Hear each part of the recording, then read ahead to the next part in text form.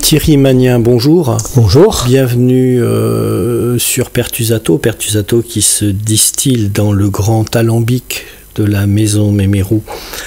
Comme c'en est la coutume ici, je ne vais pas vous demander de vous présenter trop vite, trop frontalement qui est Thierry Magnin. C'est précisément ce qu'on va tenter de dénicher, ce faisant, au cours de cet échange.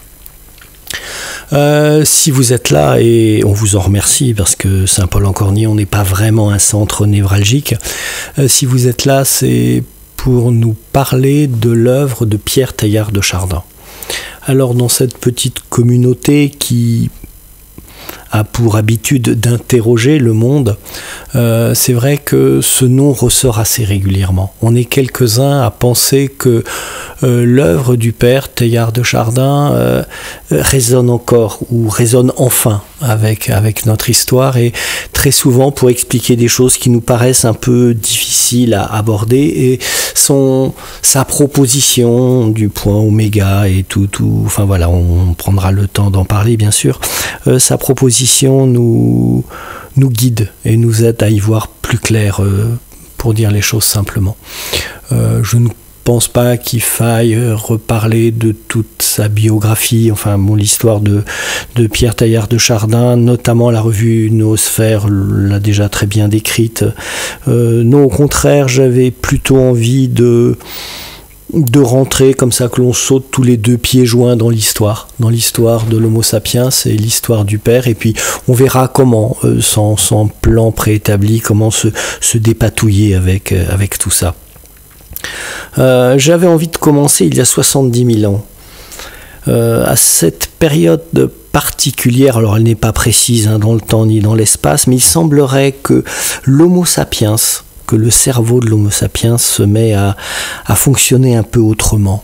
Révolution cognitive, révolution culturelle, peut-être une révolution encore plus biologique, plus matérielle, je ne sais pas, peut-être tout en même temps, mais manifestement il se met à ritualiser la mort, il commence à imaginer de l'art pariétal, de toute évidence quelque chose se passe, il se met à croire en des fictions.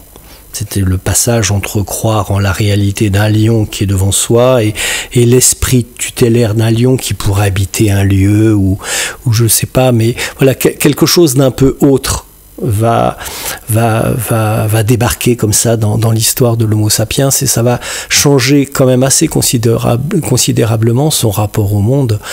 Qu'est-ce que vous, qui connaissez bien les neurosciences notamment et l'histoire de cet Homo sapiens, vous pouvez nous en dire de plus précis? Alors tout cela est progressif, bien entendu, tout cela marche par évolution justement progressive, mais nous sommes, on dit souvent, nous sommes des animaux sociaux. Certains disaient un animal politique, mais justement des animaux sociaux. C'est-à-dire que quand nous arrivons au monde, notre cerveau n'est pas développé aussi fortement qu'un petit chimpanzé qui arrive au monde, qui a déjà 75% de son cerveau qui est développé. Nous, on est programmé pour apprendre, disent certains nouveaux scientifiques, c'est d'ailleurs très beau, et programmé pour apprendre. Bon. Et l'apprentissage, c'est un apprentissage social. Quand nous arrivons, nous avons beaucoup au monde, nous avons beaucoup moins d'atouts, nous n'avons pas de griffes, nous n'avons pas ce qu'il faut pour lutter contre des animaux sauvages. Bon. Et du coup, il va falloir s'organiser autrement. Et l'une des organisations, c'est la tribu, c'est bien connu.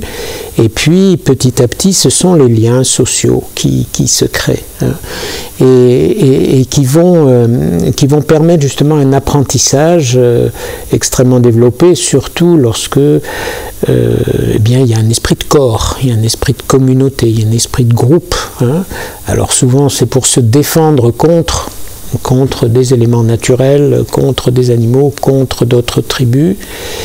Mais ça peut être aussi progressivement dans un partage plus profond, et justement la question de la mort, elle se pose, quoi, hein. L'être humain, il prend conscience qu'il est mortel. J'avais un ami qui me disait: le passage des grands singes à l'humain, c'est lorsqu'un grand singe a vu un autre grand singe qui était mort et qui s'est dit un jour, peut-être ça peut m'arriver. C'est une histoire juste pour faire comprendre, hein. Je ne dis pas que les humains sont des grands singes, mais dans l'évolution, ça dit quelque chose, hein.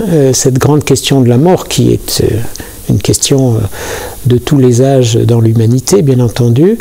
Aujourd'hui, où on veut d'ailleurs parfois la nier avec le transhumanisme ou autre, en fait, elle est là, elle ressort tout le temps. Et devant la question de la mort, devant le fait d'être mortel, eh bien, on prend davantage en compte la vie. Et la vie, c'est aussi la vie sociale. C'est ma vie personnelle, mais c'est la vie sociale, et surtout dans les débuts, ou en tout cas dans les temps reculés pour Homo sapiens, c'est pas tellement l'individu solitaire comme on le connaît aujourd'hui, c'est en groupe, hein. Et je trouve que c'est beau, parce que un animal social, justement, ça va lui faire développer sa spécificité, justement, à l'être humain, qui est d'être un être social. Alors, les animaux aussi vivent en groupe. Quand on voit des loups qui vont chasser, on voit bien qu'il y a une organisation très forte du groupe. Mais là, c'est pas qu'une organisation, c'est un partage. Il y a, ouais, en fait, dans l'idée, justement, l'Homo sapiens, jusqu'à cette période-là, vivait dans des tribus d'environ 150 individus. Et le fait de se mettre à croire en des choses a permis de casser ces schémas-là, et s'est mis à vivre justement dans des collectivités beaucoup plus importantes via une idée commune. Voilà, et cette idée, elle est souvent née à partir de la question sur la mort, hein, honnêtement. Quand on regarde, et les rituels d'ailleurs sont là pour nous le montrer, quoi, hein. Une des spécificités aussi de l'humain, c'est d'enterrer ses morts. Alors, on discute ça au niveau des éléphants ou autres, mais en tout cas, un rituel pour accompagner la mort ça, c'est quelque chose qui va se répandre de partout, et qui va sans doute jouer sur les liens entre les tribus, les rassemblements aussi entre les tribus. Ça va jouer très fortement sur la vie sociale. Mais quelque part, on voit bien que c'est souvent la mort d'un certain nombre de personnes qui réunit des éléments d'une famille qui parfois a pu être disséminée aux quatre coins, et qui se retrouvent là, hein. Plutôt que se met à croire en des choses qui n'existent pas, c'est la formule d'Harari. Je me disais, est-ce que l'homme ne se met pas à pressentir quelque chose qu'il ne peut pas formuler ? Il pressent quelque chose d'un au-delà. C'est pour ça que je ne vous ai pas répondu trop vite sur... Il pressent quelque chose d'un au-delà de cette vie-là, justement. Et du coup, les rituels de funérailles, comme on dit aujourd'hui, montrent qu'on imagine quelque chose au-delà. Une autre vie est possible, qui est difficile, bien sûr, de matérialiser, qu'il ne s'agit pas de plaquer, mais c'est comme une espèce de revendication, j'allais dire, que cette vie humaine ne peut pas se terminer comme ça.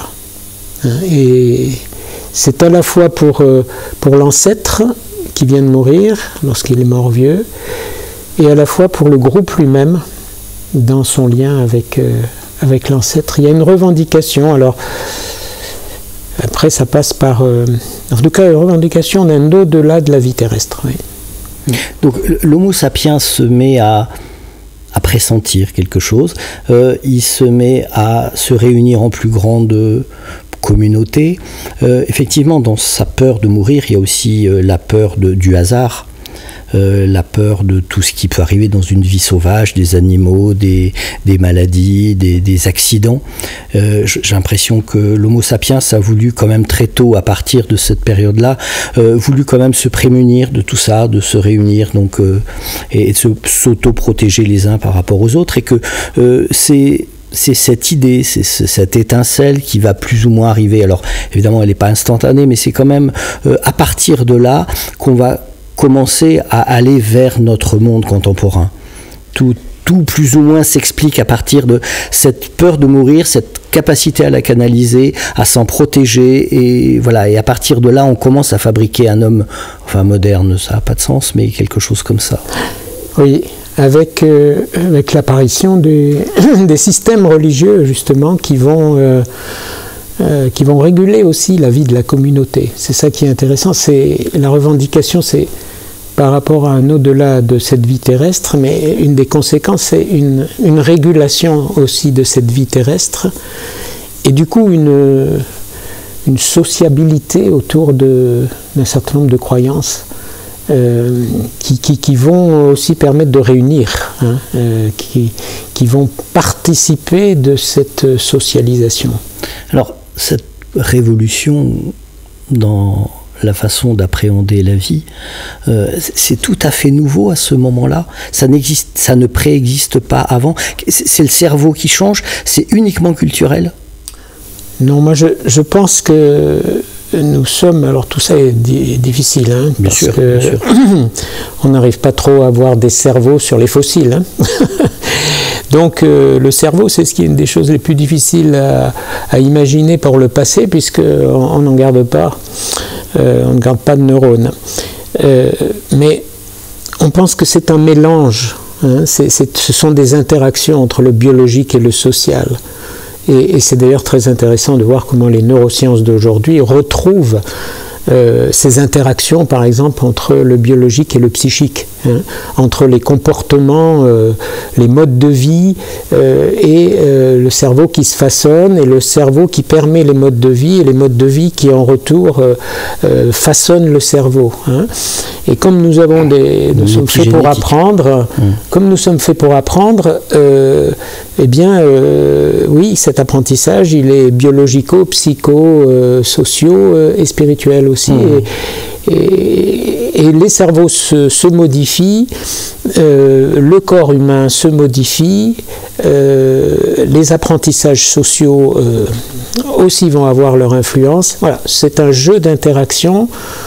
Et là, bien sûr, on voit des grandes différences avec les animaux sur ce point-là, hein, très fortement, même si les animaux aussi évoluent, et leur cerveau aussi évolue, et ils ont aussi des degrés de conscience, etc. Mais dans cette vie sociale qui a un impact, alors on dit culturel, oui, moi j'aime bien dire psychique, spirituel, c'est l'interaction du corporel, du psychique et du spirituel, et du coup du biologique et du psychique, qui est particulièrement fort, oui, et qui va façonner, y compris l'apparence de cet Homo sapiens qui évolue, y compris dans sa taille, dans sa tête.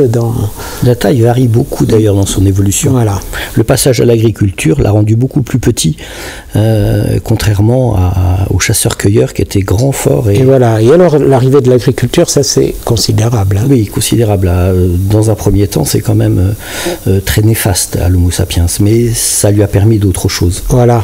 Comme s'il savait où il allait inconsciemment. Et ça va le sédentariser progressivement. Bien sûr. Ça, évidemment, c'est un des événements capitaux, hein, de l'évolution de Homo sapiens, hein, la sédentarisation. Oui.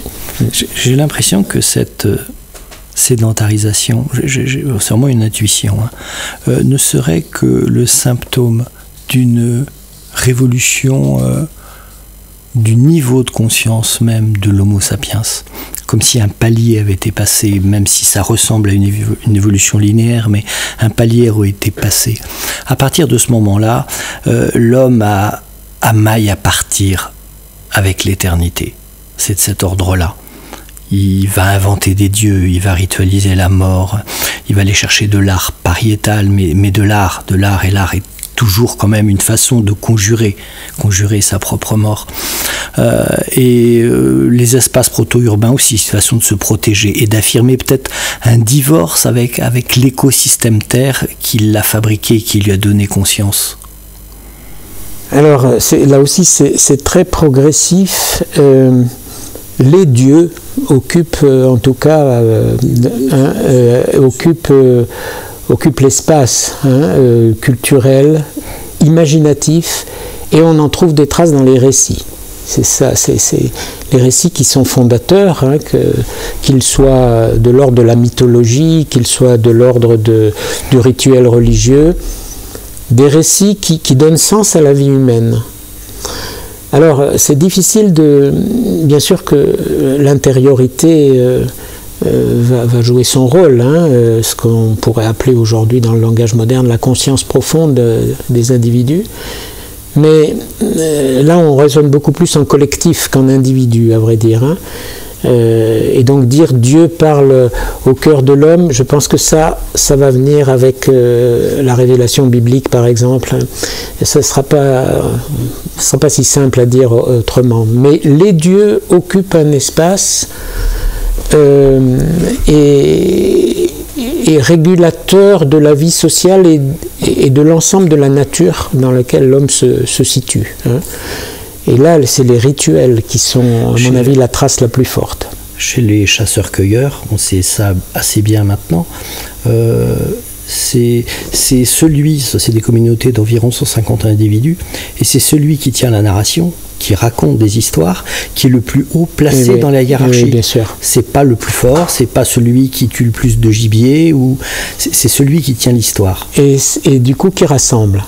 Parce que l'histoire commune, le récit, c'est ça. Alors, on va avoir ça partout et on a encore ça, bien entendu. Il nous faut un grand récit pour trouver sens à notre vie collective, quoi.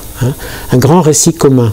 C'est ce qui nous manque beaucoup, je crois. Et c'est ce qui manque aujourd'hui, bien entendu, dans une période où souvent chaque individu a son propre... mais trouver un récit commun, c'est très difficile aujourd'hui. Alors que ce récit commun qui va réguler, qui est de l'ordre du mythe, de la légende peut-être, mais qui dit en même temps justement, qui est symbolique, comme on dit, d'une réalité sociale que les hommes souhaitent vivre, approfondir, que les humains souhaitent vivre, approfondir, hommes et femmes. Et je trouve ça très, très beau.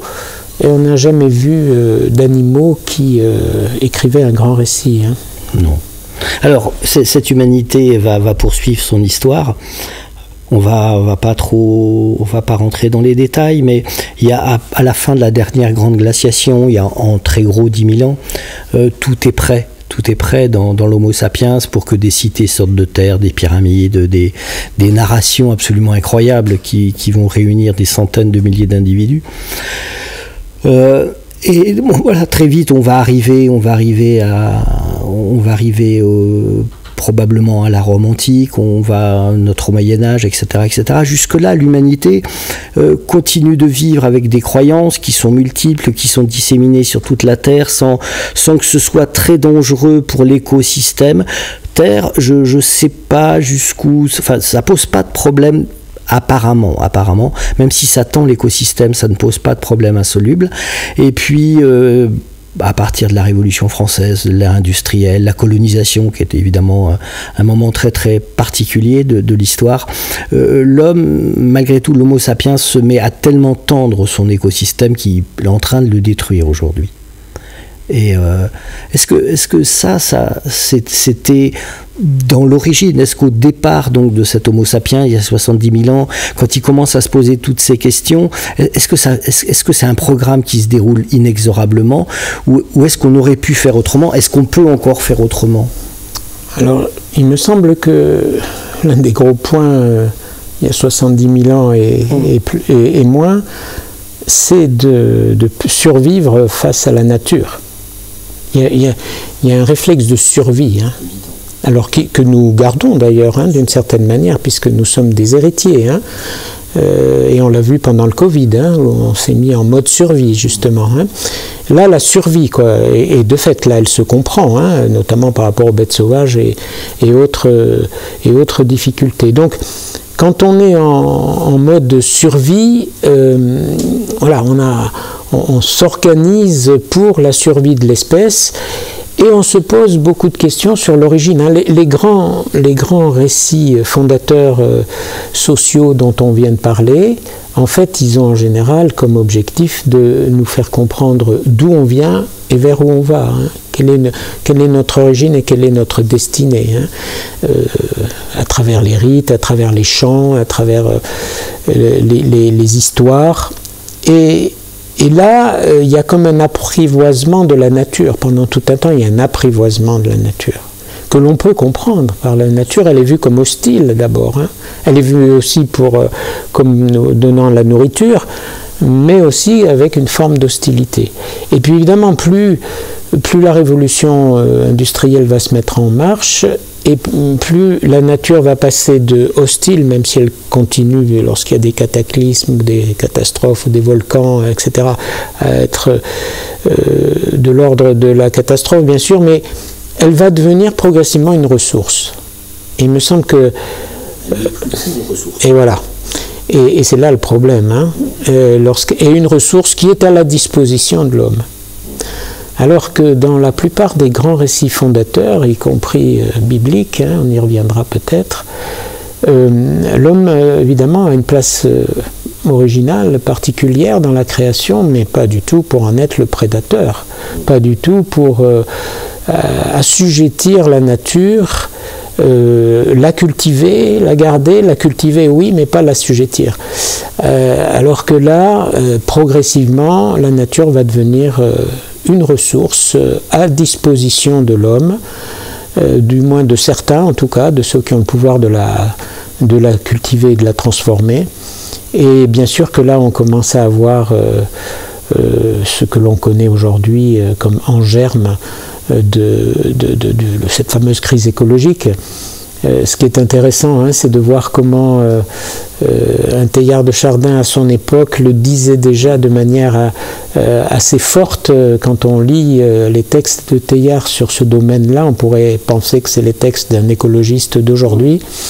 Et alors, évidemment, c'est bien après le début de la révolution industrielle, mais dans les années 1950, quand il écrit ce genre de texte, en disant, ben voilà, il y avait un équilibre dans l'évolution de la Terre, dans le cosmos, et avec l'arrivée de l'homme, il y a un déséquilibre, et l'hominisation et l'humanisation va de toute façon introduire un déséquilibre, en particulier quand l'homme va travailler la terre. Et de fait, en germe, il y a la grande question, jusqu'où, quel sens des limites, quel sens de la place de l'homme dans la nature. Est-ce que c'est un parmi d'autres? Est-ce que c'est le dominateur qui devient prédateur?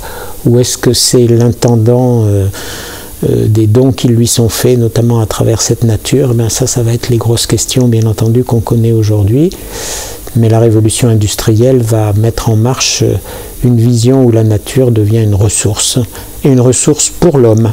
C'est une idée des Lumières, hein. Cette volonté qu'on a eue de nommer la nature, ce qu'il fallait justement pas faire, en fait. Parce que là on va très loin, c'est au-delà de, c'est plus qu'une ressource, c'est la nature, c'est presque quelque chose qui n'existe plus. On se lave tellement, on mange tellement ce qu'on veut qui peut venir de n'importe où, on est tellement soigné, même quand on meurt plus vraiment, on échappe complètement à la condition humaine et animale.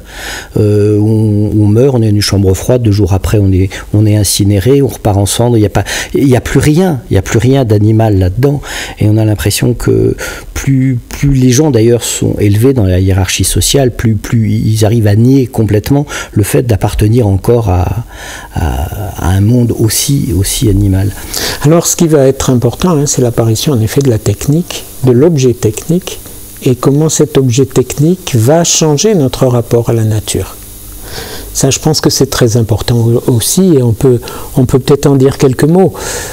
L'objet technique, au départ, il est une prolongation de nos bras et de nos mains.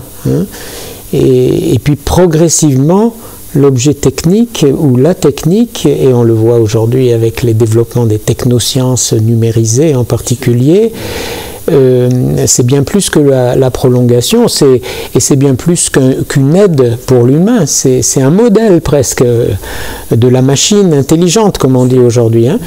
Et donc la technique, évidemment, elle va à la fois apporter beaucoup à l'humanité dans son développement, dans sa maîtrise d'une nature qui était vue en tout cas comme hostile sur certains angles, mais l'inverse, ça va s'inverser progressivement où la technique va prendre va être son propre but à elle-même, alors qu'elle n'était qu'un outil. Elle devient un but en soi qui va entraîner l'homme aussi dans une autre manière de l'utiliser vis-à-vis de la nature et vis-à-vis de lui-même d'ailleurs aussi.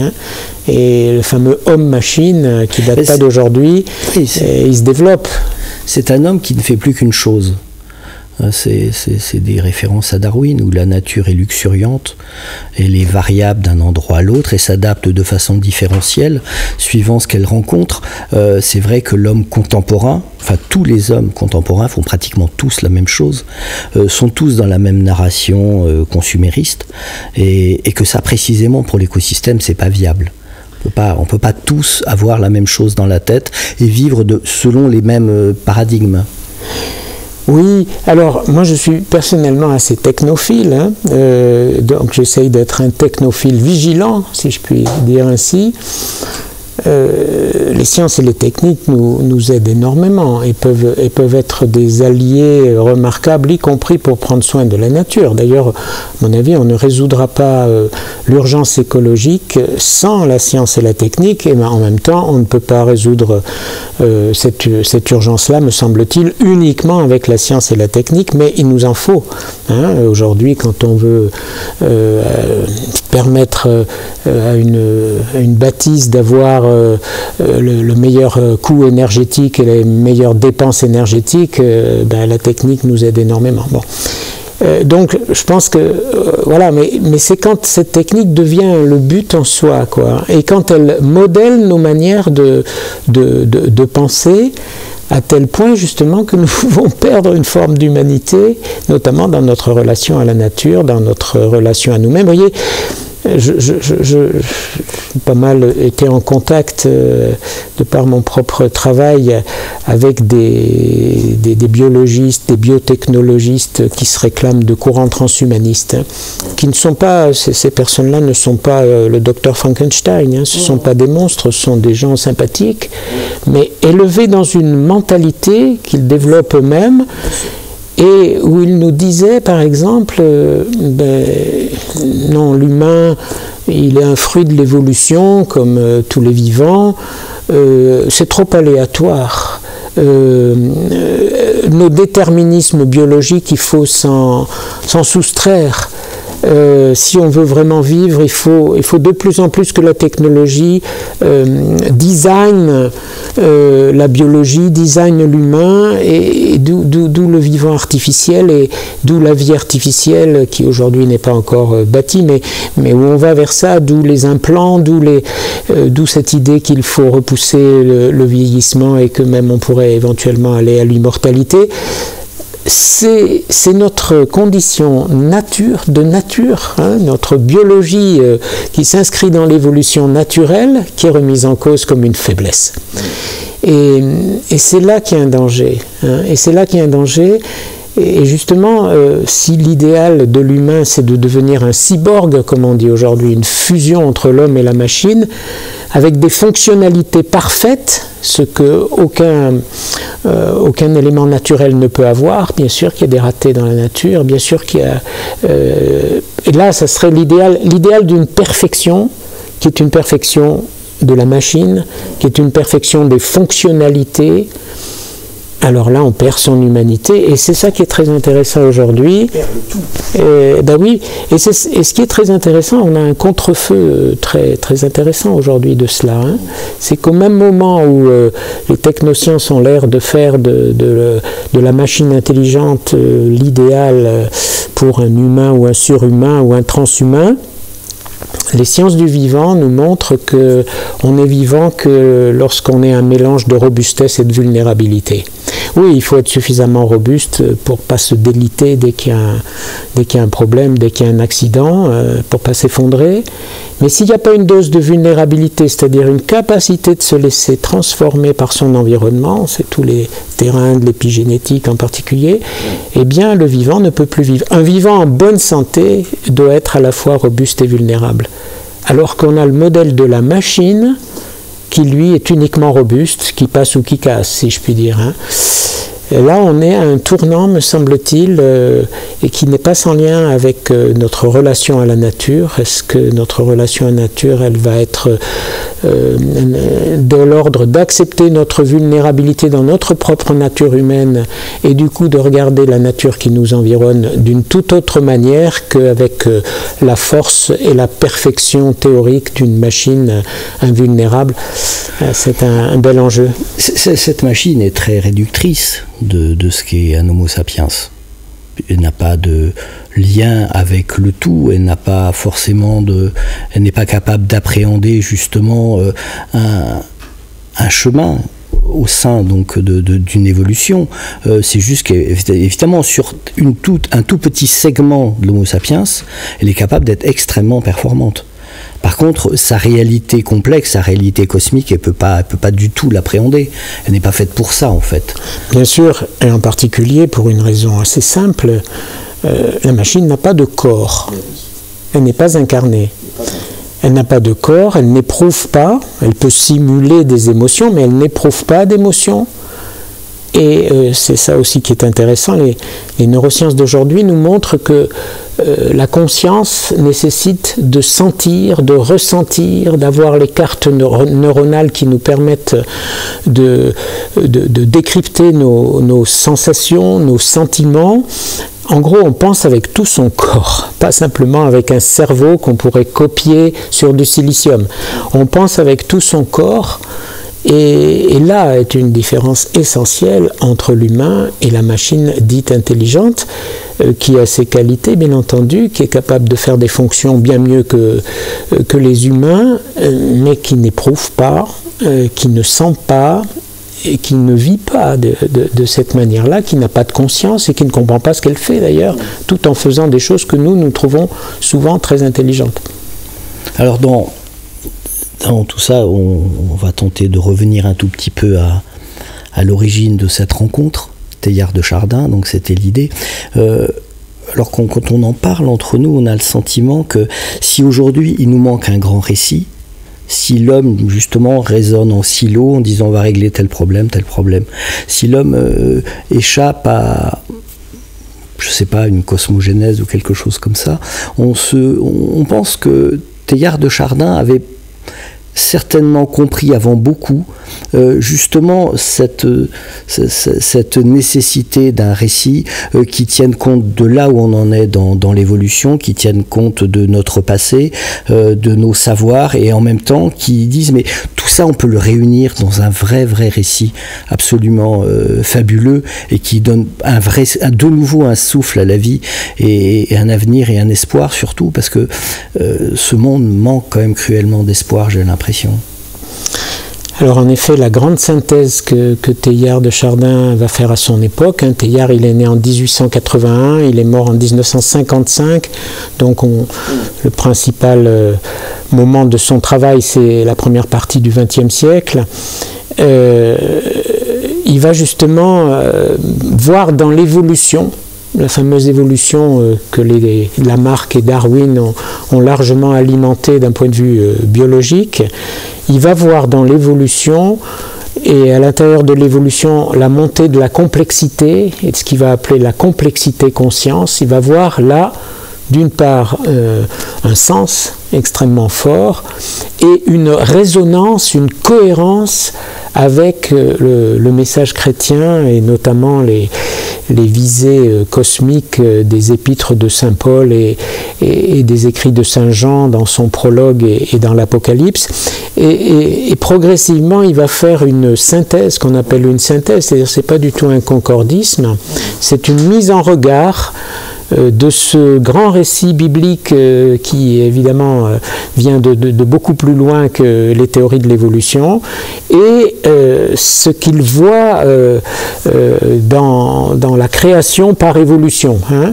Il a une phrase qui est formidable là-dessus. Hein. Il dit « Je crois que l'univers est une évolution, que cette évolution va vers l'esprit, le noos, l'esprit humain, que l'esprit va vers du personnel, qui personnalise, et que le personnel suprême, c'est le Christ universel de saint Paul. » Il va avoir ce récit-là à un moment donné où, justement, au sein de l'Église, en Europe en particulier, enfin dans le monde occidental, disons, des églises même, hein, pas que l'Église catholique, l'idée d'évolution fait très peur. Elle n'a pas encore été assimilée. De Darwin, on a tiré parfois une forme de... C'est pas Darwin lui-même, mais de Darwin, on a pu tirer une forme de scientisme athée, parfois aussi un eugénisme social. Et puis, l'idée d'évolution remet en cause des manières de voir, y compris dans le dogme chrétien. Donc, tout ça fait que dans la première partie du XXe siècle, voilà, entre le monde scientifique qui travaille sur l'évolution et puis les responsables et les grands théologiens de l'époque, il y a des séparations, voire des conflits radicaux sous forme de scientisme aussi athée. Voilà, tout ça joue. Et lui, justement, à l'intérieur de cela, il va voir comme paléontologue. Il ne va pas tellement travailler les théories de Lamarck ou de Darwin, il va surtout travailler l'évolution comme un paléontologue et un géologue, et évidemment aussi l'évolution du vivant à travers ça. Et il va y voir au contraire une montée de la complexité conscience et un grand récit de création.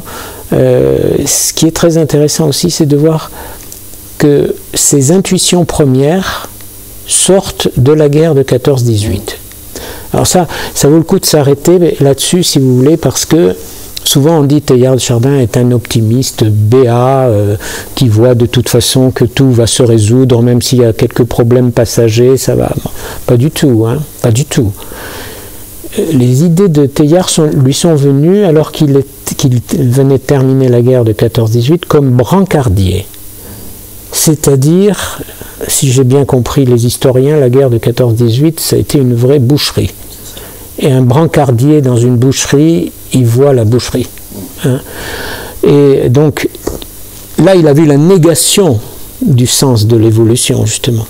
Et en contrepoint, la fraternité qu'il a expérimentée avec les soldats avec lesquels il était brancardier, lui a donné le contrepoint de cette négation terrible qu'est la guerre. Et c'est là qu'il a commencé à élaborer ses principales intuitions d'une cosmogénèse, d'une biogénèse, d'une noogénèse et d'une christogénèse sont arrivées à partir de ses écrits de guerre 1919, à une époque où on ne parlait pas encore, même initialement, des théories du Big Bang. Hein. À une époque où l'abbé Lemaître n'avait pas encore formulé son idée de l'atome primitif qui va donner cette grande histoire du Big Bang. Et ça, cette intuition est très forte. Et c'est donc, il faut retenir que c'est dans un moment de négation de la vie, j'allais dire, qu'est la guerre, mais en même temps en voyant aussi le sens de la solidarité devant ce charnier, qu'il a eu cette vision d'un humain qui se développait au sein de cette création et qui allait vers le divin, qui allait vers l'esprit, qui allait vers le personnel, qui allait vers le Christ total de saint Paul. C'est très important de repérer toute la vision de Teilhard à partir notamment, pas uniquement, mais notamment de cet événement fondateur brancardier pendant la guerre de 14-18. manifestement, son discours passe mal. Sa narration ne plaît pas, notamment à l'Église. On va l'envoyer en Chine pendant un quart de siècle parce qu'on n'a pas du tout envie qu'il reste là. Exilé, en effet. Exilé, il n'a pas le droit d'écrire, enfin d'être édité. Alors qu'il est fortement reconnu scientifiquement, bien sûr. Puisque Académie des sciences, proposition d'un poste au Collège de France. Bon. Est-ce que notre époque, justement, n'est pas en train d'aller le chercher, de se dire on est passé à côté, c'était trop tôt pour nous? Est-ce qu'on n'a pas besoin, sinon de Teilhard de Chardin, mais d'un Teilhard de Chardin? Quand on lit Laudato Si, il semblerait quand même qu'il soit tout doucement réhabilité. Alors en effet, les derniers papes, puis Jean-Paul II, Benoît XVI et le pape François citent des éléments de Teilhard, et en particulier le tout est lié du pape François est vraiment, c'est le cas de le dire, lié à la vision du Christ cosmique de Teilhard de Chardin. Et en effet, je pense qu'il a été pionnier, et comme souvent les pionniers sont mal compris, mal reçus,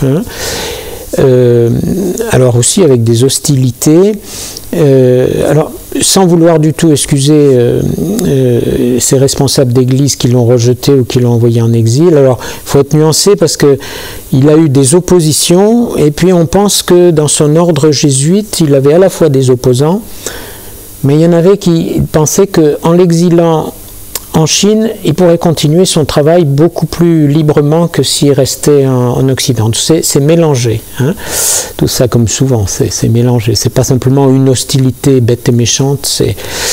Alors, ce qui a mis aussi le feu aux poudres, c'est que on lui a demandé, parce qu'évidemment la manière de voir l'évolution remettait en cause cette grande idée du péché originel, lorsque on lie le péché originel à la mort et à la mort biologique. Alors évidemment, il est difficile de penser que la mort a été introduite par le péché de l'homme, alors que l'homo sapiens est le dernier arrivé d'une histoire qui le déborde largement, et que la mort a précédé très largement la mort de l'humain. Donc ses supérieurs lui avaient demandé de reprendre l'idée de péché originel. Non pas que l'idée de péché originel était désuète, mais telle qu'elle était présentée, elle apparaissait avec des gros problèmes. Et donc lui-même s'est essayé, mais ce qui devait être une espèce de brouillon avec quelques collègues jésuites pour le discuter, parce que c'est des questions très difficiles, ça. Entre les visions de saint Irénée et de saint Augustin, il y a des différences considérables et c'est très difficile. Et voilà que ce brouillon qu'il avait commencé, qui était d'ailleurs pas extraordinaire, qu'il a repris tout au long de sa vie, s'est trouvé sur un bureau de Rome. Alors là, ça a été le début des grands ennuis. Et je pense que ça y est pour quelque chose dans l'interdiction qui lui a été faite. C'était vu comme dangereux parce que remettant en cause des fondamentaux, mais comme un chercheur qui avait pas encore, qui était en train de bâtir sa pensée, et donc qui marchait par essai-erreur, comme tous les chercheurs. Ça n'avait pas ces premières versions de sa façon de voir le péché originel, elles étaient très imparfaites, et on peut comprendre qu'elles aient suscité des critiques.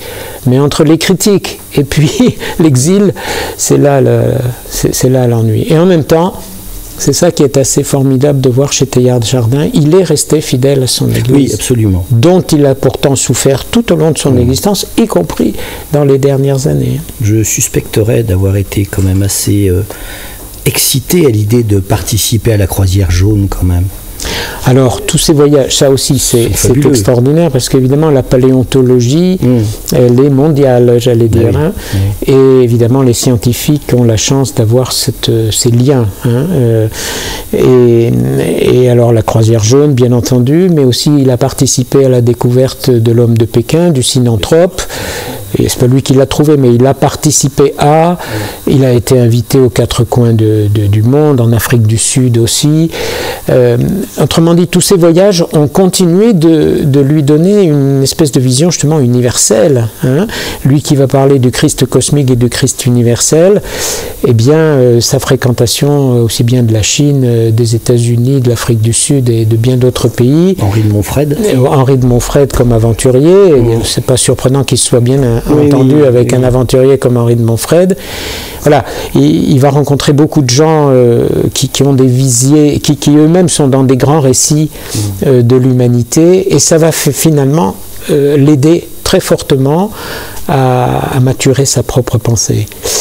Plus il est exilé, et on ne peut pas s'en réjouir au sens que c'est une mise à côté qui n'est pas juste, hein. Plus il est mal compris et exilé, mais plus il est capable de rebondir et d'approfondir sa pensée. Et lorsqu'on lit les grands textes comme la Messe sur le monde qu'il a écrit justement en Chine, dans le désert des Ordos en 1923, ce sont des textes qui aujourd'hui sont vus comme extraordinaires. Ça, il faut le dire. Je pense que si dans l'Homo sapiens, il y a quelque chose comme ça qui cherche et qui peut expliquer, je ne sais pas, Jean-Sébastien Bach, qui peut expliquer René Char, qui peut expliquer l'art transcendant, tellement c'est fabuleux. Les textes de Teilhard de Chardin sont absolument inouïs aussi. Il n'y a pas qu'un scientifique. Alors c'est un scientifique, c'est un croyant bien sûr, chrétien, c'est un poète aussi. Oui. Ses poésies, on peut dire sur l'éternel féminin, sur cette messe sur le monde sont extraordinaires. Et, en gros, c'est un poète de la vie. Hein. Et il a ces phrases aussi. Pour moi, dit-il, la matière, l'univers s'est éclairé par le dedans.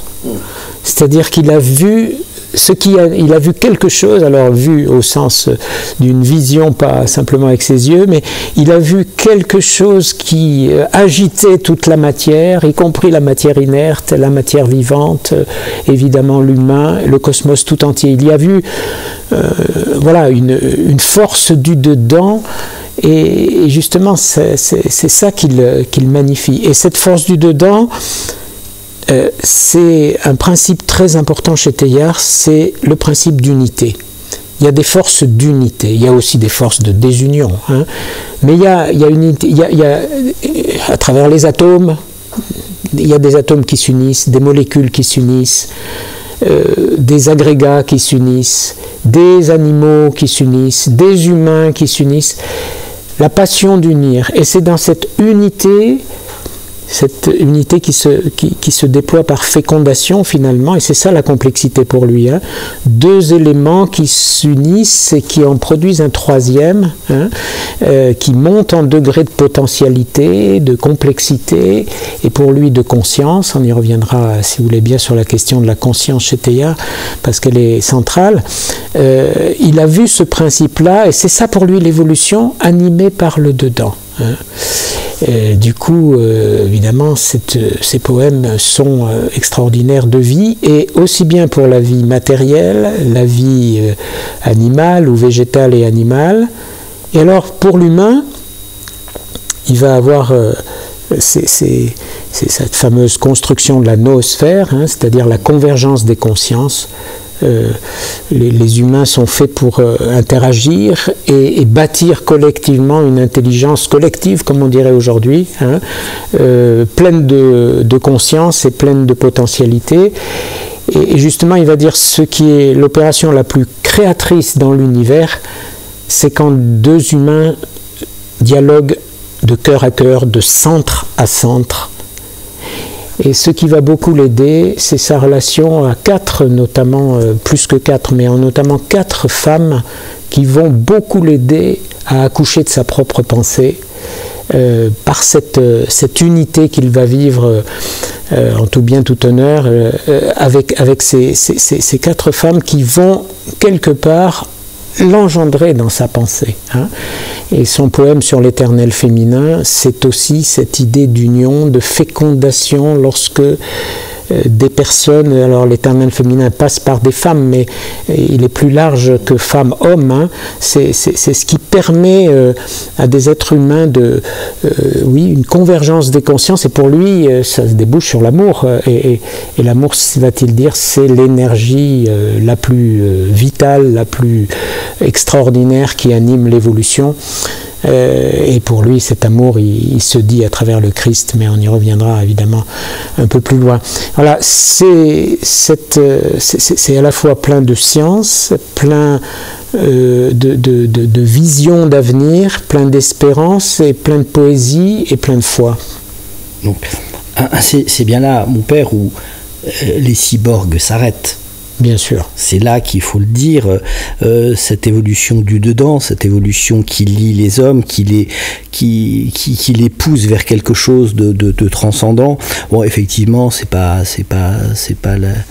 la science qui va nous apporter à elle toute seule tout ça, et que cette époque qui n'a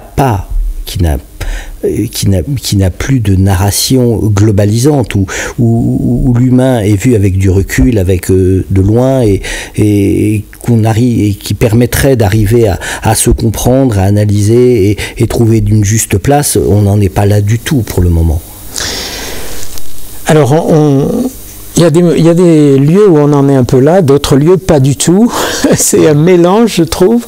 Moi qui travaille avec des jeunes depuis 40 ans, hein, des jeunes étudiants depuis 40 ans, oui, aujourd'hui on voit dans ce monde étudiant une anxiété formidable qui, à mon avis, est un trait de ce que vous êtes en train de dire.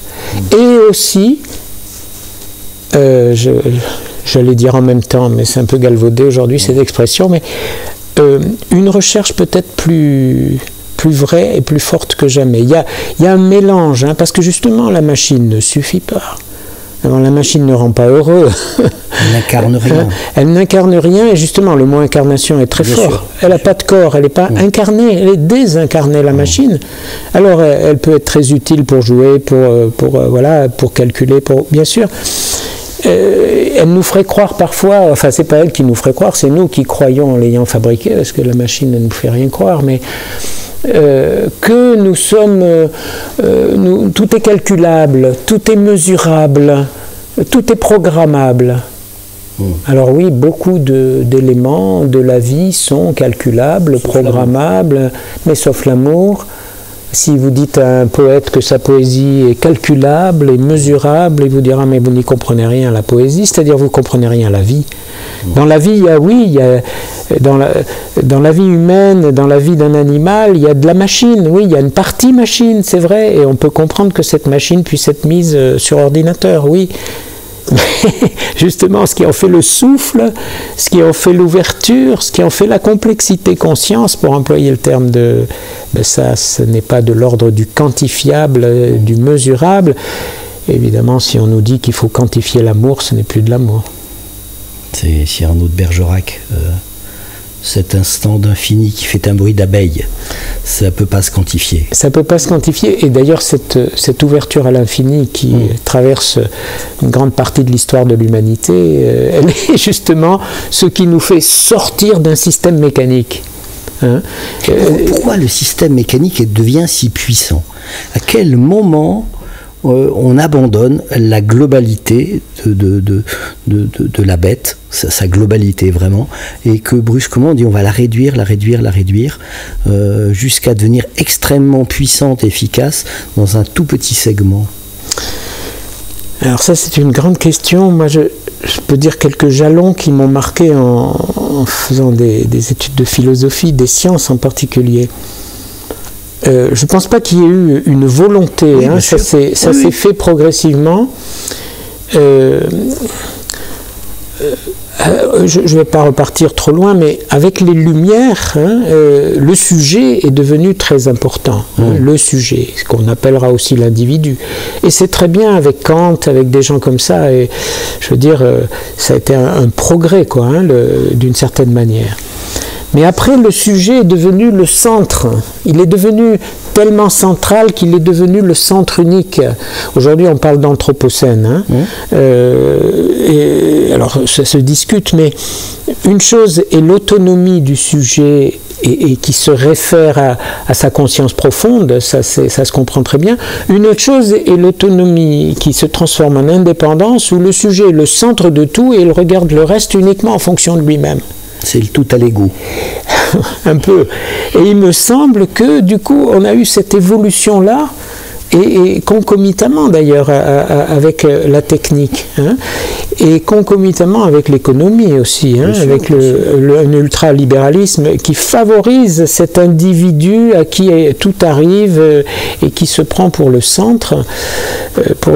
Et je pense que de l'autonomie du sujet qui est magnifique, hein, l'autonomie du sujet, mais autonomie ne veut pas dire indépendance, et justement on a oublié nos interdépendances, nos relations, alors que l'être humain est un être de relation, et que c'est ça qui est très beau dans la visée de Teilhard, mais dans beaucoup d'autres, et dans la visée chrétienne, c'est qu'il n'y a pas de personnalisation sans relation. Sans relation avec les autres humains, sans relation avec la nature, sans relation avec le cosmos tout entier. Pour devenir soi-même, c'est pas en s'isolant qu'on devient soi-même. Il me semble d'ailleurs que depuis le Covid, on en voit des traces bien fortes. Car on perd notre finalité. Parce que je pense que en centrant tellement sur l'individu, on regarde ce qui nous entoure comme à notre service, ou comme hostile, ou comme à notre service. Et alors du coup, c'est l'isolement. C'est l'isolement. Et en ce sens-là, la machine intelligente, elle va dans ce sens-là, bien entendu. Hein. Elle fait, j'ai plus rien à faire si ce n'est à la commander pour que tout se passe en fonction de mon. Voilà. Et là, il y a quelque chose. Alors, l'humanité est mélangée, comme je l'ai dit tout à l'heure, mais il y a une espèce de tendance, et c'est ce qu'on appelle dans le monde occidental en tout cas, hein, l'individualisme croissant. Bien sûr. Et l'individualisme croissant ne nous rend pas heureux, ça c'est clair.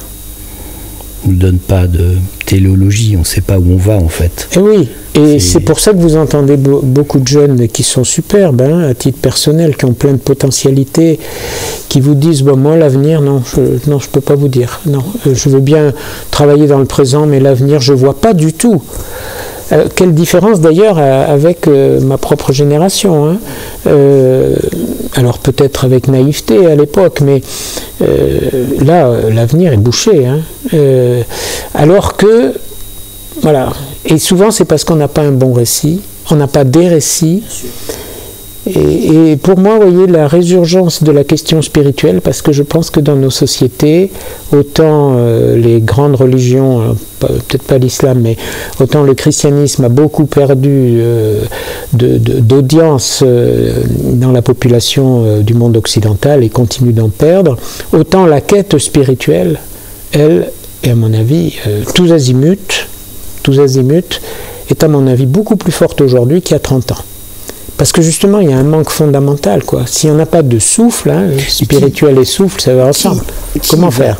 Qui va enrouler toutes ces tentatives, toutes ces volontés, toutes ces aspirations plus ou moins maladroites, va les réunir dans un récit cohérent, quelque chose qui va être capable de reprendre quand même le cours de l'évolution spirituelle du monde.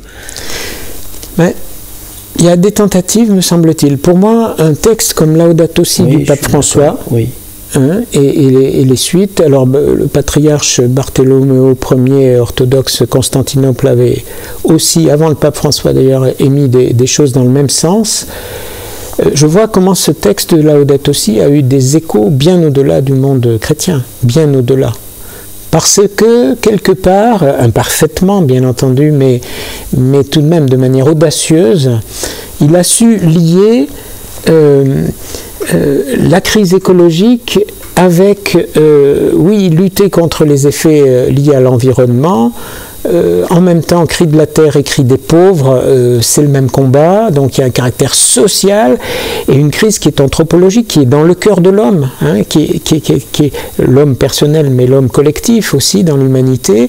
Il a su lier ça et l'indiquer comme un chemin qui, dans la foi chrétienne, est une perspective justement de renouvellement, de renouveau, de vie nouvelle.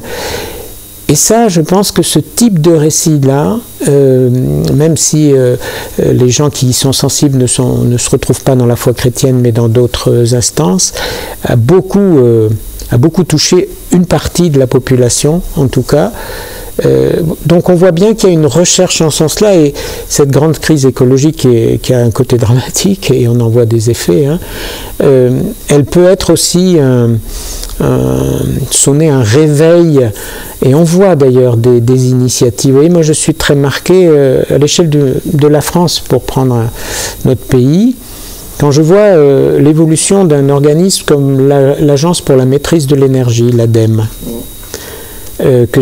avec laquelle j'ai travaillé quand j'étais physicien et que j'étais en travail de physicien.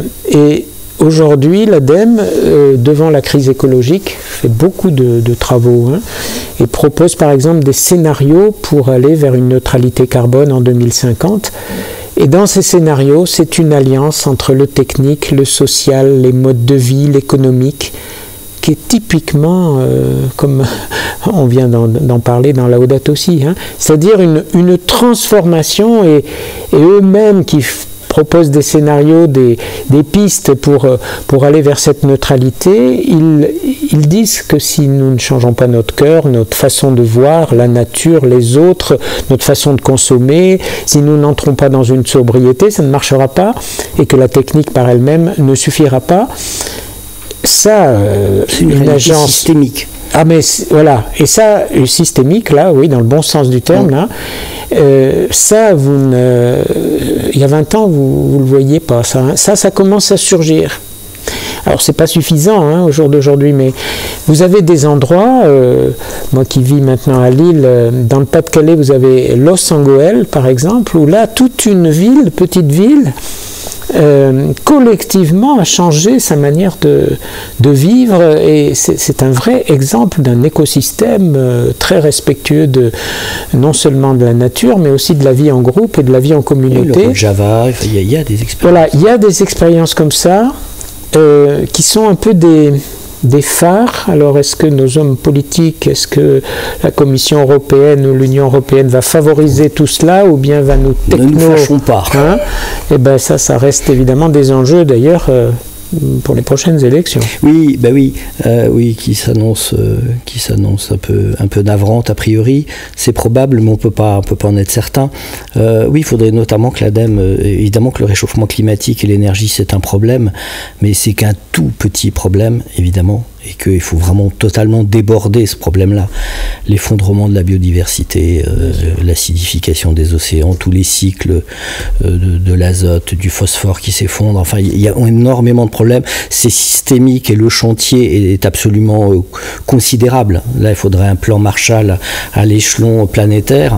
Oui.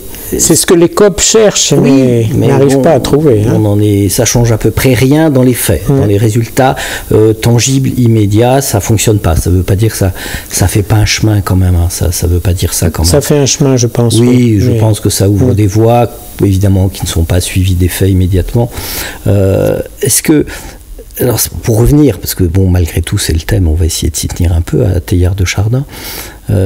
Moi, j'ai l'impression, je ressens ça comme ça, que sinon directement sa pensée, mais une grande partie d'elle est totalement d'actualité et pourrait vraiment nous permettre d'essayer de refonder une narration qui maintenant doit être planétaire, parce qu'on est dans un monde planétaire et que peut-être que l'urgence, la nécessité de produire quelque chose qui nous permette et d'éviter la fin du vivant sur cette planète, peut-être que j'ai l'impression que c'est peut-être l'intellectuel qui est le mieux placé pour nous parler aujourd'hui sérieusement de ce qui est en train de se passer.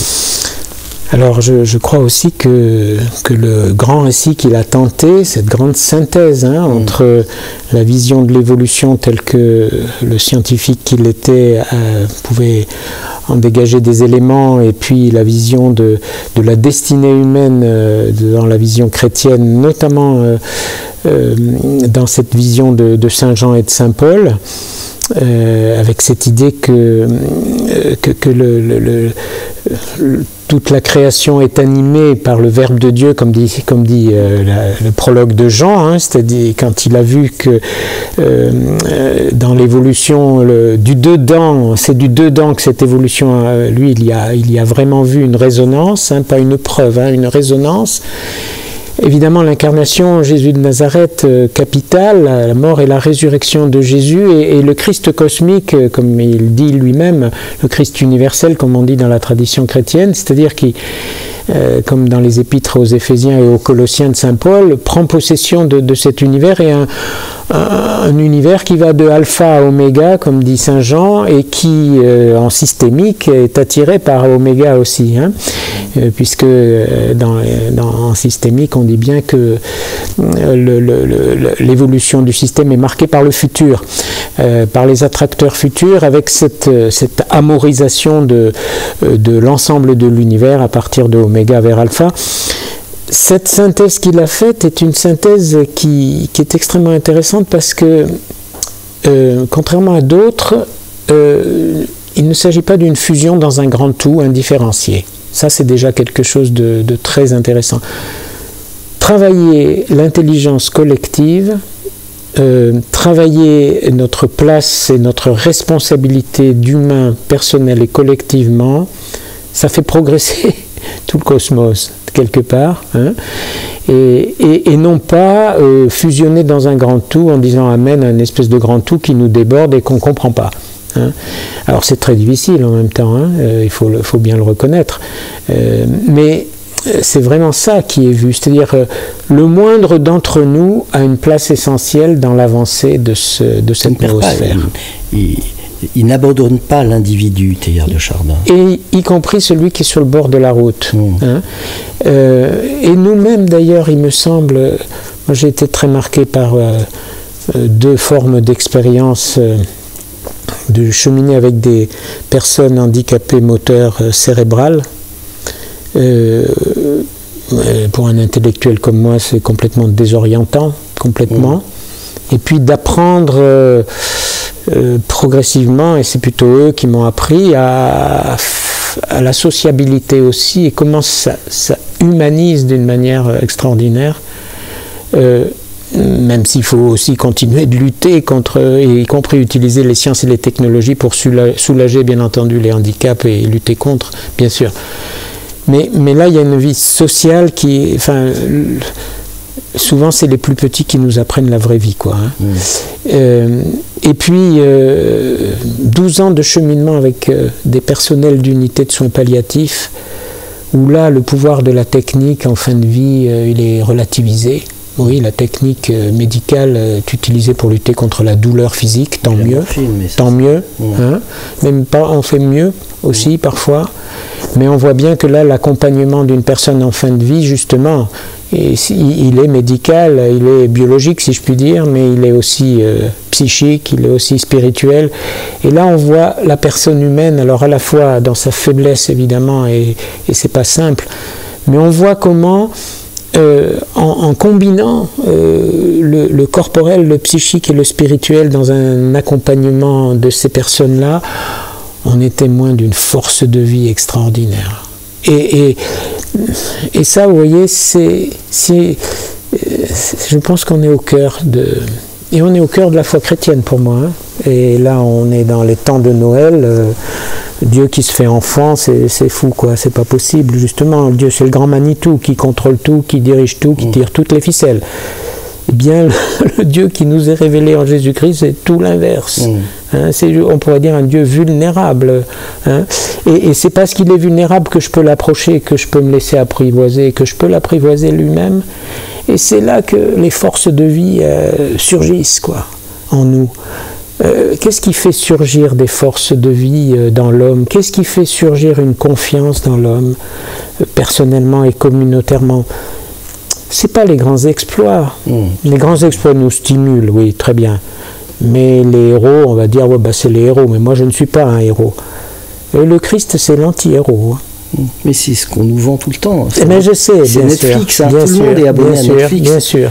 Et je pense que les forces de vie, elles se déploient quand on accepte sa vulnérabilité et qu'on la partage, et que finalement la vulnérabilité, c'est un lieu de partage entre les humains, et là il y a une force de vie extraordinaire. Et quand on voit la capacité de résilience de l'humain, qui est quand même extraordinaire, hein, souvent, ce sont des hommes et des femmes qui ont, de manière vulnérable, tenté des choses qui ont fait progresser l'humanité et qui ont été des minorités, en général mal comprises, mal reçues au début. L'humanité, dans ses grandes évolutions, elle est passée par des minorités vulnérables et non pas par des grands Manitou la plupart du temps. Et je trouve que là, il y a... Et Teilhard, il l'a ressenti ça. Hein, il l'a ressenti, et c'est pour ça qu'il parle si bien de... Il l'a ressenti dans ses relations, il l'a ressenti dans ce qu'il appelle les forces radiales et les forces tangentielles. Je vais dire un petit mot parce que c'est pas si simple dans le vocabulaire. Hein. La construction de l'humanité et de la noosphère, c'est-à-dire la convergence des consciences pour construire quelque chose qui aille dans le sens de la complexité avec de plus en plus de conscience, il dit il ne suffit pas d'agréger des individus puis de les faire travailler ensemble comme ça. Ça, c'est les forces tangentielles. En effet, plus il y a d'individus qui travaillent, plus on va produire des choses. Mais le sens, il suffit pas. C'est pas une question de quantité, c'est une question de qualité. Il faut qu'il y ait aussi des forces radiales qui sont des forces de communion, de centre-à-centre, de convergence, de recherche à l'intime de nous-mêmes. Et c'est là que tout le monde a quelque chose à apporter, et que des intellectuels ensemble, ça suffit pas. Une seule catégorie qui travaille ensemble, ça suffit pas. Ce qui produit cette force de vie, ce rapprochement radial, comme il dit, cette force et cette énergie radiale, c'est quand vraiment on fait confiance à l'autre, y compris très différent, et qu'on apprend de lui, et qu'on lui apprend aussi des choses. Alors, on pourrait dire, mais ça, vous me décrivez un idéal. Alors, oui, à 100% peut-être, mais on peut l'essayer, et on a vu qu'à chaque fois que l'humanité a tenté ce genre de choses, ça a donné du progrès, mais un progrès qui ne se mesure pas d'abord par le degré de technicité, mais qui se mesure par la qualité de la relation. C'est aussi un idéal très anodin. C'est ce qui se passe dans des familles, c'est ce qui se passe dans des petits combats ordinaires, c'est une volonté, enfin, je sais pas, c'est un concert où quand même oui. Ça résonne avec un tout parfois, même ici, tout modestement, j'ai souvenir de concerts de guitare classique, voilà, Bach et juste une guitare et quelqu'un, on a parfois le sentiment qu'il y a 50 personnes qui sont ensemble. Il y a une communion. Une communion qui apparaît. Et c'est modeste au possible. Ça ne rivalise pas avec Tom Cruise, évidemment, mais là, il se passe des choses. Et ça, c'est des germes de vie. Et, enfin, cette énergie-là, elle est considérable. Et je pense que beaucoup de figures nous la disent. Et tout à l'heure, on parlait de la résilience d'un Teilhard de Chardin, malgré... toutes les exils qu'il a pu subir, oui, il était animé de cette force-là, quoi. Hein. Alors c'est dans sa relation au Christ qu'il y puisait bien sûr sa première force, mais justement dans toutes les relations que ses travaux scientifiques et que les aléas même de la vie lui ont permis, y compris, comme je l'ai dit, avec ces 4 femmes qui ont joué un rôle si important dans l'engendrement de sa pensée. Voilà, c'est là que ça se matérialise, et c'est là qu'on devient soi-même et qu'on se personnalise dans la communion, et non pas dans un espèce de grand tout qui nous rend indifférenciés. Je sais pas. Vous restez optimiste, convaincu que ce chemin, on va le faire, cette narration, on va la trouver, que rien n'est perdu au-delà des apparences, de cet effondrement biologique, cet effondrement enfin, je sais pas, j'ai l'impression qu'on croit peu, qu'on se projette assez peu sur un avenir transcendant de l'humanité aujourd'hui, enfin peut-être moins qu'à une époque. Est-ce qu'on va y revenir? Est-ce que c'est là? Ou est-ce qu'il y a quelque chose de perdu? Moi, je reste optimiste au sens que je crois à la résilience de l'humain, et qu'il me semble que progressivement on s'aperçoit que ce système techno-économique nous mène dans le mur. Alors on ne change pas comme ça, c'est toujours... Bien sûr. Mais je pense que quand même la muraille se lézarde. Et alors on est dans une phase où un continent comme l'Europe pourrait jouer un rôle très fort. Absolument, hein, et il ne le fait pas. Il y a des tentatives, mais elles sont timides. Hein, et je pense que c'est là-dessus que l'on peut aussi miser. Je crois que, vous voyez, quand je vois aujourd'hui, alors on me dirait c'est par un petit bout de lorgnette, bien entendu, mais je vois aujourd'hui un certain nombre d'étudiants qui ont fait des études, qui ont des beaux diplômes, et qui disent non, je ne veux pas prendre ce type de travail parce que je n'y trouve pas de sens. Et pourtant, il va être bien payé, et pourtant, j'ai mon contrat avant même d'avoir terminé mon école, etc. Alors on pourrait dire, bon, c'est un caprice d'enfant gâté, mais pas forcément. Pourquoi il ne veut pas prendre? Parce qu'il en voit, en ce moment, on n'en voit pas le sens.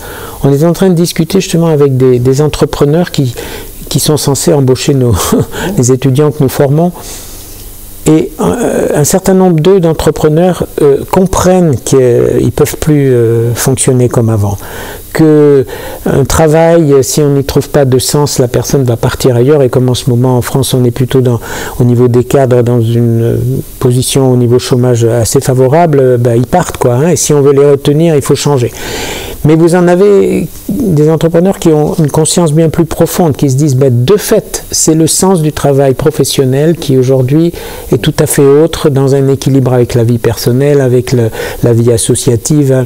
Vous voyez, ces signes-là, qui sont cas un cas, bien sûr, mais ces signes-là, je vois qu'il y a des gens qui les prennent au sérieux, qui ont envie de travailler ça, et pas de le travailler simplement pour arrondir les angles, mais de le travailler parce qu'ils voient qu'il y a un autre souffle à trouver, et qu'ils voient bien que le système global s'épuise. Hein. Ça, c'est un premier point. Le deuxième point qui me rend plus optimiste, c'est ce besoin spirituel que je vois fort, mais qui aujourd'hui s'exprime en dehors de la plupart du temps des grandes institutions religieuses. Alors moi je le regrette d'une certaine manière, mais je le comprends en même temps, et il faut accueillir ceux qui germent. Il y a un vrai besoin, je crois. Alors qui est un peu tous azimuts, mais je crois qu'il y a un vrai besoin, et il y a un vrai besoin d'une bonne nouvelle, hein, et en ce sens-là, je pense que sans du tout faire du prosélytisme, je pense que l'Évangile aujourd'hui, annoncer l'Évangile, c'est très difficile dans les sociétés occidentales, parce que voilà, on est dans des systèmes où on pense que les églises n'ont plus rien à apporter, surtout après tout ce qu'on vient de connaître là, comme difficulté à l'intérieur des églises. Et pourtant, cet évangile est une bombe révolutionnaire qui, à mon avis, rejoint le cœur de l'homme, y compris dans ce besoin de nouveau souffle que vous évoquez. Je pense que là, il y a un nouveau terrain, mais c'est à nous de savoir le proposer, surtout pas l'imposer, et donner goût à ça. Et en ce sens-là, je pense qu'il y a des capacités d'évolution, oui. Et on en voit des signes, on en voit des recherches. Vous savez, on dit souvent cette phrase bien connue, qui est un peu tarte à la crème, mais la forêt qui s'effondre, ça fait du bruit, mais celle qui naît, ça en fait pas. Il me semble qu'il y a des choses quand même comme ça qui ont lieu. Et il faut pouvoir les encourager, s'en réjouir. Souvent, elles sont locales, mais dans les évolutions de l'humanité, ça a toujours commencé par un petit groupe. C'est local, mais Il y a ces entrepreneurs qui prennent conscience d'eux, mais il suffit d'aller au salon Tatou Juste à Saint-Étienne pour trouver des centaines de stands tenus par des gens qui ont entre 20 et 25 ans. C'est Alternativa, c'est Tax, il y en a plein. Et tout le monde cherche bien une nouvelle façon de vivre ensemble. Et au-delà de ça, si dans la conscience qu'on a tous au fond de nous, il y a un petit endroit depuis lequel Dieu nous parle, il faut quand même qu'on donne une réponse à ça. Alors ça, c'est tout le travail de l'intériorité. Hein. Et celui-là, peut-être que dans notre éducation, du plus jeune âge jusqu'à 99 ans, peut-être qu'il pourrait reprendre un peu plus de poids. C'est un danger de ne pas avoir de réponse à ça. Moi, je pense que, honnêtement, autant je respecte et je crois beaucoup à une forme de laïcité qui sépare les pouvoirs et qui respecte la possibilité de pratiquer le culte. Je trouve ça important. Hein. Mais en même temps, si la laïcité, c'est de ne plus travailler la dimension spirituelle de l'être humain, ben, c'est mutiler l'humain que de faire ça. Ne soyons pas surpris que si on n'a pas de souffle, si on n'a pas de lieu pour reprendre souffle, eh bien, justement, on est essoufflé, on est anxieux, on est déprimé, et on ne peut pas construire l'avenir, on ne peut pas relever les énormes défis qui sont les nôtres. Enfin, si on n'a pas de souffle, on ne peut pas relever un défi. Et on ne peut pas vivre du tout. Et du coup, c'est là qu'il y a parfois dans des visions laïques, à mon avis, ultra poussées, ultra extrémistes, comme si la dimension spirituelle, à la limite de l'ordre du privé, mais venez pas nous embêter avec ça.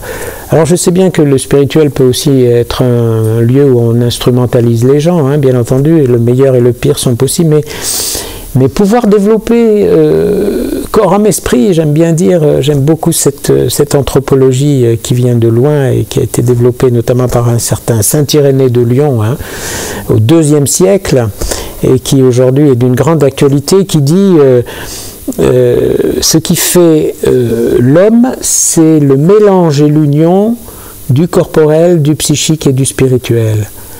Et on pourrait dire dans leurs écosystèmes aujourd'hui, hein, d'une certaine manière.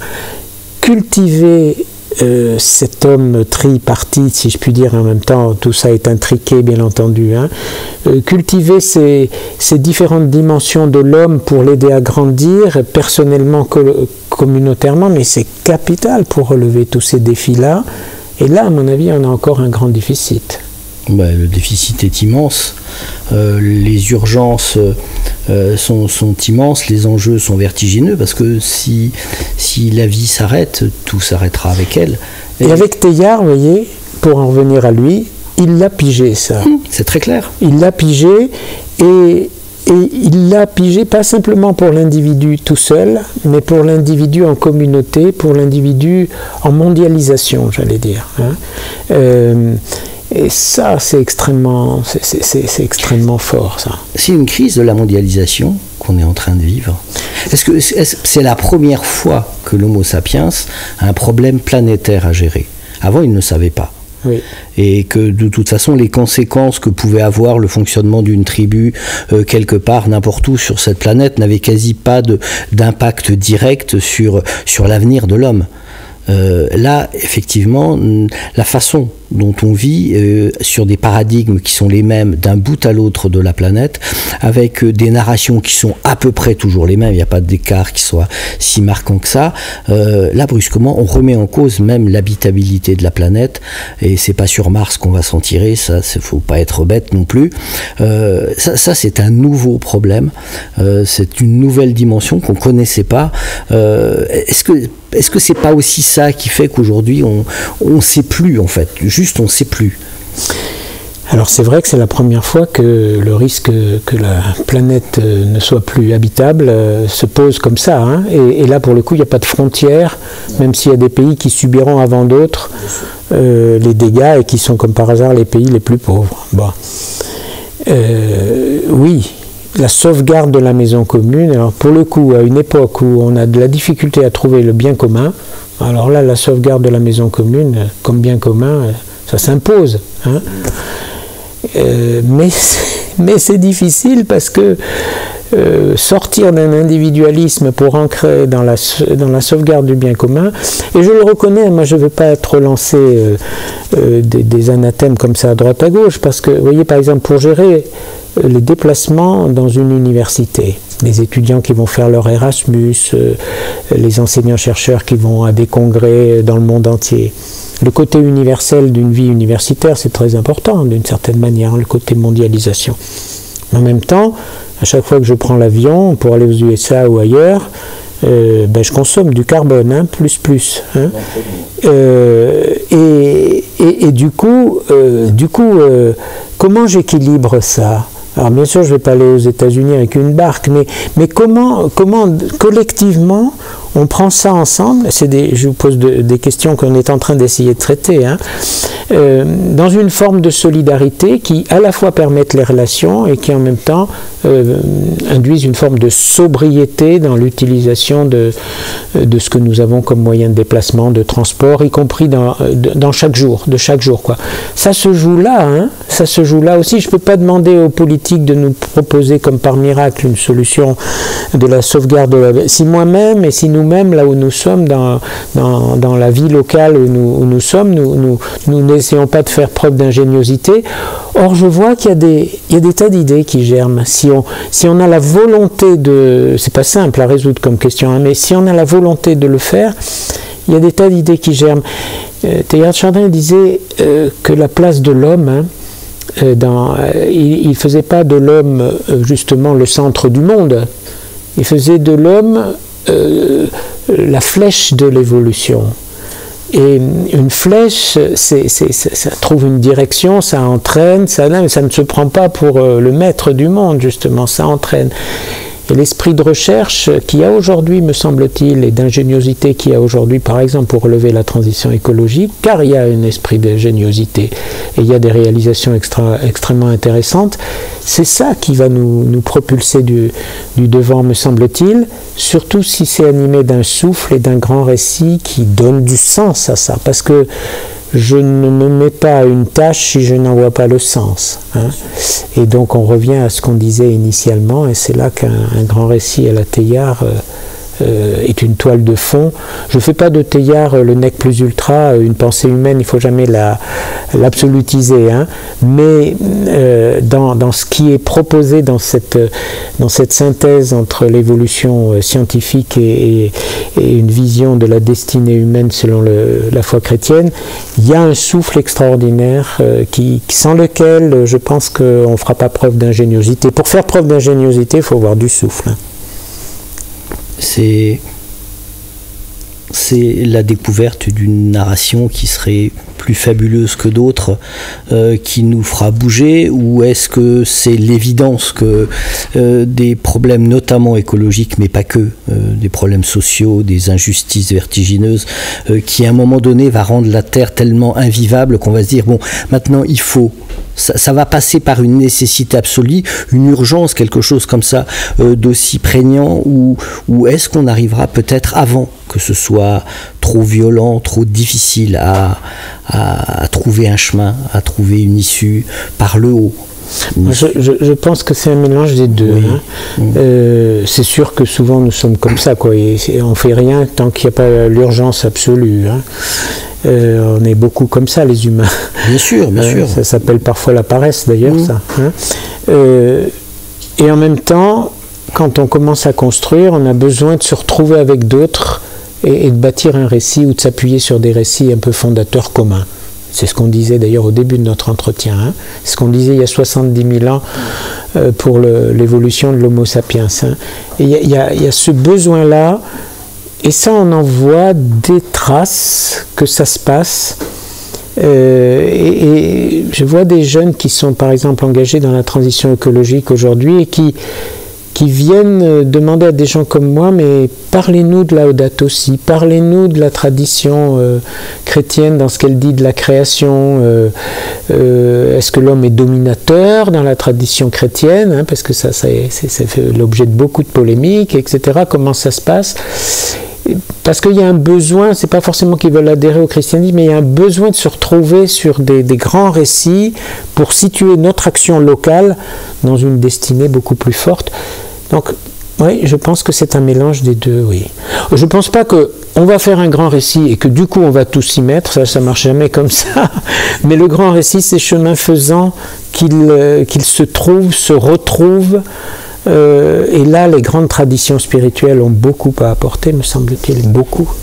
Chemin faisant, on a fait une petite part des choses tous les deux aujourd'hui, ici. Je ne sais pas, est-ce que vous avez des choses qu'on aurait vraiment, enfin importantes, qu'on aurait oubliées et qui comptent pour vous? On a dit beaucoup de choses. Peut-être que j'en souligne une qu'on a dite, mais que je la ressouligne. Quand Teilhard de Chardin parle de cette passion d'unir, la passion d'unir. Bien sûr qu'il y a des divisions, bien sûr qu'il y a de la violence et c'est clair, mais Teilhard dans sa façon de regarder, et beaucoup d'autres, dans sa façon de regarder, moi je pense aussi à Nelson Mandela par exemple. Nelson Mandela, sortant de prison, aurait pu avec d'autres régler ses comptes avec tous les blancs de l'Afrique du Sud. C'est pour ça qu'il est sorti. Ils avaient très bien compris qu'il ne le ferait pas. Voilà. Mais en même temps, quelle intelligence profonde de ne pas l'avoir fait. Quel sens de la destinée humaine. La passion d'unir. La passion d'unir ne veut pas dire qu'on va mettre de côté tout ce qui nous divise, comme si c'était... Ben bien sûr que c'est grave, et puis bien sûr qu'il faut rétablir la justice, bien sûr. Mais la passion d'unir, elle est première parce que derrière, il y a cette conviction que dans le cœur de tout homme, y compris de celui dont le comportement nous sort complètement et nous révolte, il y a toujours une étincelle de vie. Ça, pour moi, c'est l'une des grandes forces du Christ et c'est une des grandes forces que je retrouve. Il y a une confiance dans le cœur de l'homme, y compris le plus blessé, y compris le plus meurtri, y compris le plus violent, comme quoi il y a toujours une étincelle de vie. Et Teilhard, qui a connu la Grande Guerre et la boucherie de la guerre 14-18, il a vu que malgré tout, sur ce tas de cendres, il y avait toujours une étincelle. Et ça, cette étincelle-là, c'est la vie. Merci mon père pour cet espoir. Si vous le permettez, je finirai volontiers par Teilhard de Chardin lui-même. Peut-être une des phrases qui m'a le plus accompagné dans ma vie. Comme une marée immense, l'être aura dominé le frémissement des êtres au sein d'un océan tranquillisé, mais dont chaque goutte aura conscience de demeurer elle-même. L'extraordinaire aventure du monde sera terminée. Le rêve de toute mystique aura trouvé sa pleine et légitime satisfaction. Merci à vous. Et peut-être à une autre fois. Merci.